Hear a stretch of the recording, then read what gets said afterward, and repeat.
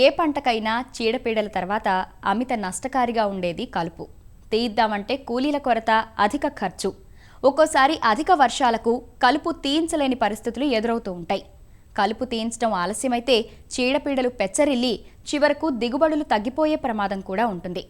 కలుపు నివారణ కోసం మనుషులను వినియోగించినా, అంతర కృషి చేసినా ఒక్కోసారి మొండిజాతి కలుపు మొక్కలు మళ్లీ మళ్లీ పుడుతూనే ఉంటాయి.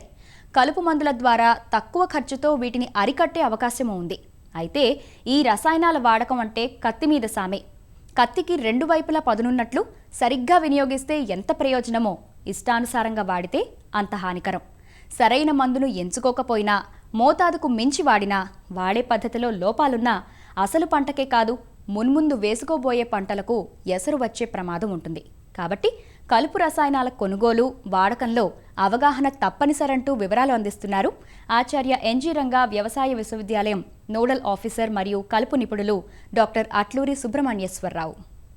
రైతులు ఏ పైరు వేసినప్పటికీ కూడా పైరుతో పాటుగాను కొన్ని సందర్భాల్లో పైరు కన్నా ముందుగా మొలిసేటువంటి అనవసరపు మొక్కల్ని కలుపు మొక్కలు అంటారు.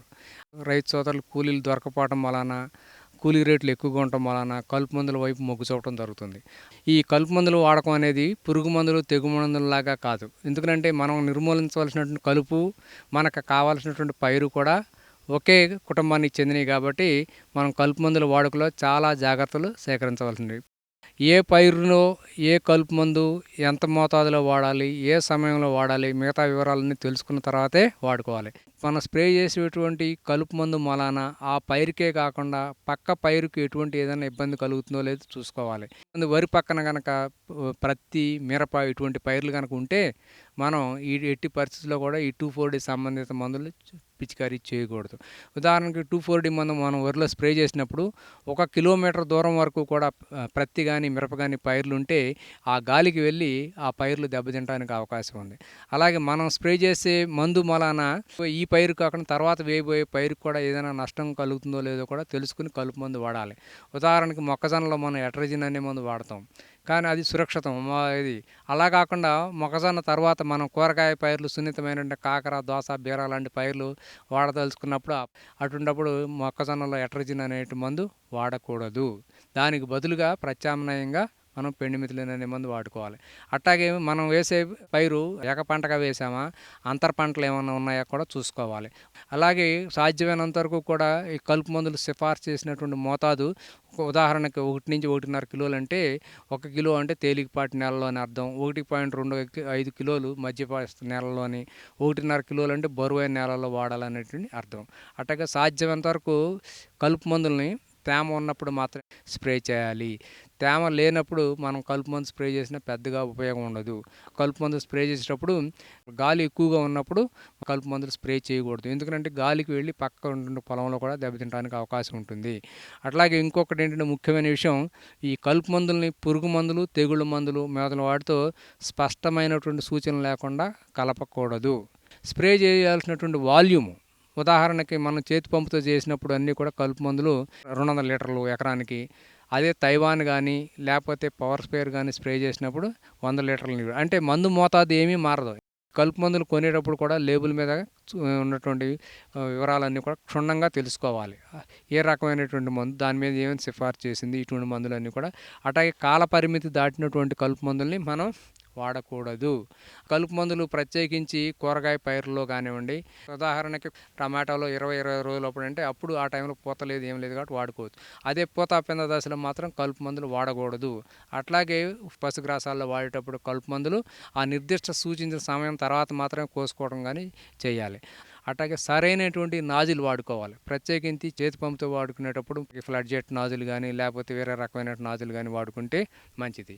అలాగే ఈ నాజులకు సాధారణంగా మనం జరిగేది ఏంటంటే మనం చేత్తో ఊదటం కానీ ఇటువంటి పనులు కానీ చేయకూడదు. అట్లాగే ఈ కలుపు మందులు అన్నీ కూడా విషపూరితమైనవే కాబట్టి సాధ్యమంత వరకు పిల్లలకు అందుబాటులో లేకుండా మనం సపరేట్గా ఉంచుకోవాలి. కలుపు మందులకి, పురుగు మందులకి సాధ్యమంత వరకు ఒకే రకమైనటువంటి స్ప్రేయర్ని వాడకూడదు. ఉదాహరణకి మనం 2,4-D వాడినటువంటి స్ప్రేయర్ని పొరపాటుగా పురుగు మందులకు వాడినప్పుడు మాత్రం ఈ నాజిల్లో కానీ ట్యాంకులో కానీ ఎక్కడైనటువంటి అవశేషాలు ఉండిపోయి తర్వాత ఆ పైరు కూడా ఎఫెక్ట్ అయ్యేటువంటి అవకాశం ఉంది కాబట్టి సాధ్యమైనంత వరకు కలుపు మందుల వాడకానికి సపరేట్ స్ప్రేయర్ను ఉంచుకోవాలి. ఈ కలుపు మందులకు సాధ్యమైనంత వరకు కూడా మనం స్ప్రే చేసిన తర్వాత వర్షం లేనటువంటి పరిస్థితిని చూసుకుని చేసుకోవాలి. ఉదాహరణకి ప్రీ ఎమర్జెన్సీ హెర్బిసైడ్ కానీ పోస్ట్ ఎమర్జెన్సీ హెర్బిసైడ్ కానీ స్ప్రే చేసినప్పుడు కనీసం 6 నుంచి 8 గంటలు మనకు వర్షం లేకుండా ఉండేటువంటి సమయం చూసుకుని స్ప్రే చేసుకోవాలి. కొన్ని రకాలైనటువంటి కలుపు మందుల్ని విత్తడానికి ముందు స్ప్రే చేసుకోవాలి. కొన్ని రకాల కలుపు మందులను విత్తిన తర్వాత స్ప్రే చేసుకోవాలి.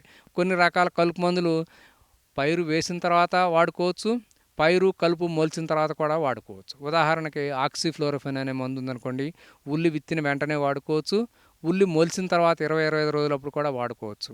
అట్లాగే మొక్కజొన్నలో వాడేటువంటి ఎట్రజిన్ అనే మందు అనుకోండి, అది విత్తిన వెంటనే వాడుకోవచ్చు, మొక్కజొన్న 25-30 రోజులప్పుడు కూడా వాడుకోవచ్చు.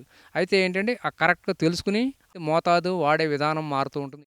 అట్లాగే ఇంకొకటి ఏంటంటే అంతర పంటలుగా వాడినప్పుడు మాత్రం చాలా ముఖ్యమైనటువంటి విషయం, మనకి 2 పైర్లకి కూడా ఎటువంటి ఇబ్బంది లేకుండా ఉండేటువంటి కలుపు మందులు మాత్రమే ఎన్నుకోవాల్సి ఉంటుంది. మనం ఈ కలుపు మందులు వాడేటప్పుడు సాధ్యమైనంత వరకు కూడా స్ప్రే చేసే పర్సన్ ఎప్పుడు కూడా మధ్యలో తినటం కానీ వాటర్ తాగటం కానీ సాధ్యమైనంత వరకు కూడా చేయకూడదు. కలుపు మందులను ఎప్పుడు కూడా పొద్దున పూట కానీ లేకపోతే సాయంత్రం పూట కానీ వాడాలి. ఎండ మరీ ఎక్కువగా ఉన్నప్పుడు, గాలి ఎక్కువగా ఉన్నప్పుడు ఇటువంటి ఈ కలుపు మందుల్ని సాధ్యమైనంత వరకు కూడా స్ప్రే చేయకూడదు. ఈ కలుపు మందుల వాడకం పరిమితంగా ఉండాలి ఏ పైరులోనైనా సరే. సాధ్యమైనంత వరకు సేద్య పద్ధతులు మిగతా పద్ధతులతో పాటుగా సమ్మిళితం తీసుకునే సమగ్ర కలుపు యాజమాన్య పద్ధతులు పాటిస్తే అటు పర్యావరణాన్ని పరిరక్షించినట్టు అవుతుంది, అటు అధిక దిగుబడులు కూడా తక్కువ ఖర్చు సాధించవచ్చు.